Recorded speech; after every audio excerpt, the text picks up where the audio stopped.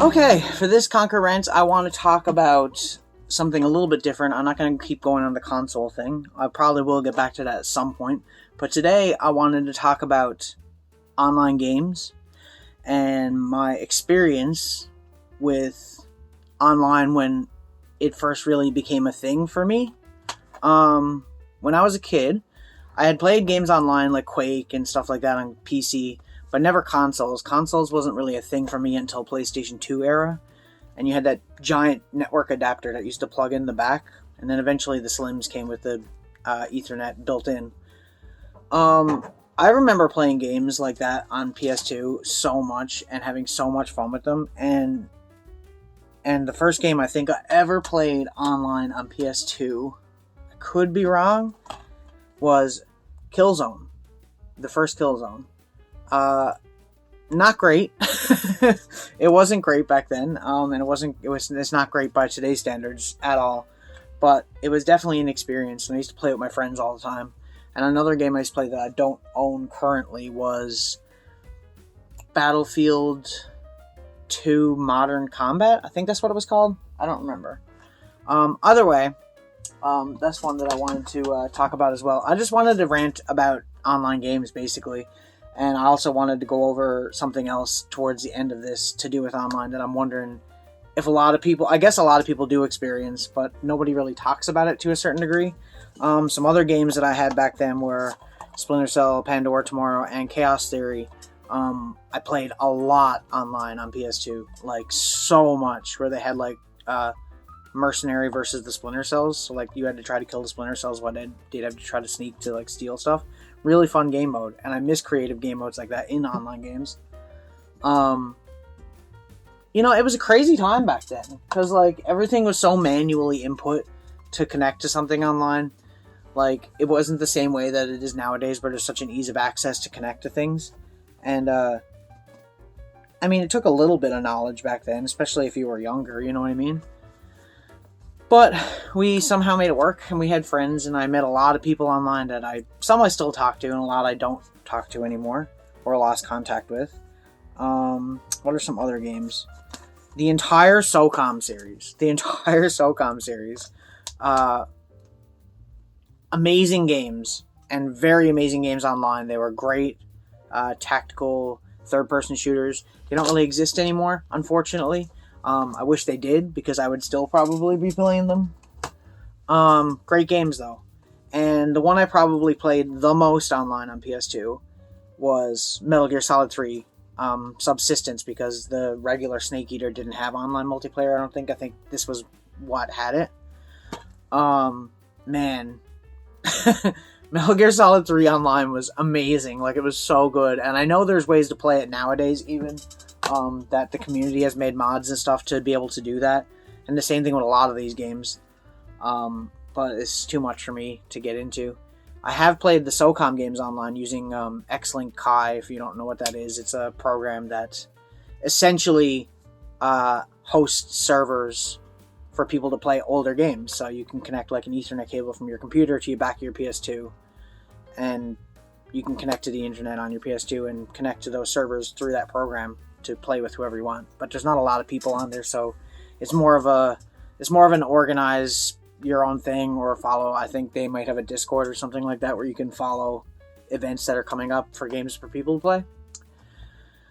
But back to it, PS2 online was a crazy time. I remember playing it for hours and hours and hours and hours. And like a lot of these games, like I said, with SOCOM, you can still play. And I'm pretty sure Killzone you can still play if you have X-Link, or you can do it in other ways. There's a million ways to do it. Same thing with like Sega Dreamcast or any older online system. But a lot of games like Metal Gear Solid, and this goes for the PlayStation 3 era too, and this is what I wanted to get into, you really can't unless the community itself creates something for it. And sometimes that requires rebuilding the whole thing like from the ground up, or trying to do all this crazy stuff just to be able to do it again. And what I wanted to get into here is, in terms of game preservation, we talk a lot about, retro games and how they're not preserved properly and stuff like that. And for the most part, that's 100% accurate. It's true. They're not. But I also want to talk about how we don't preserve online games. I feel like a lot of people don't talk about this. I know there are videos out there. I've seen videos, but it's not a huge topic, and I want to just chat about it for a little bit because it's a shame. Because, like, every now and then I'll get, like, a craving to go back and play, like, Metal Gear Solid 3 Online, or what else? Warhawk, I think, which is what spurred this on. Warhawk for PlayStation 3.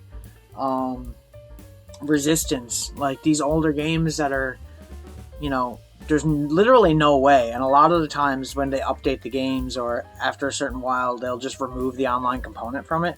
Like if you go back to Metal Gear Solid 4 on PlayStation 3 now, the online option I don't even think is in the menu anymore because it's been removed. And that's unfortunate, you know? Like, I get it when the servers go down, you can't play those games anymore, obviously, because there's no way to host games. But usually when that happens and the online thing still exists, the fans will create their own servers. I feel like once a game is done and the developer's done with it, they should make it kind of like an open online thing where you know, fans can host their own servers on it and still play. Because a lot of PC games you can still do that. Most PC games, like people still play Call of Duty and Call of Duty 2. And I don't mean Modern Warfare, I mean just Call of Duty. Like, they're still popular online to this day. To a certain degree. And with a lot of the console games, that stuff gets left behind, I find. And you can't go back and play them. And there's no way. So you have all these memories in your head of all these good times you played with friends. But you have no way of revisiting it besides watching maybe like a YouTube video that maybe somebody recorded or something. And that's unfortunate. Because that era of gaming for online was huge. That was like the boom. You know, PlayStation Network was free. You didn't have to pay anything.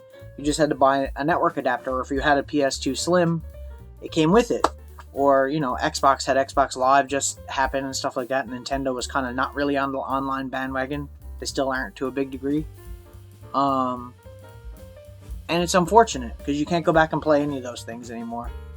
And I wish there was an easier way to do it. I wish that a lot of these games, online portions were preserved better so that you could go back and experience that.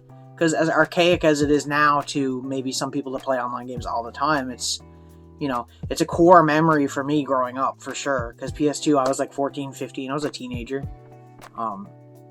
And we used to play on that stuff all the time. I met very good friends I'm still friends with to this day on there.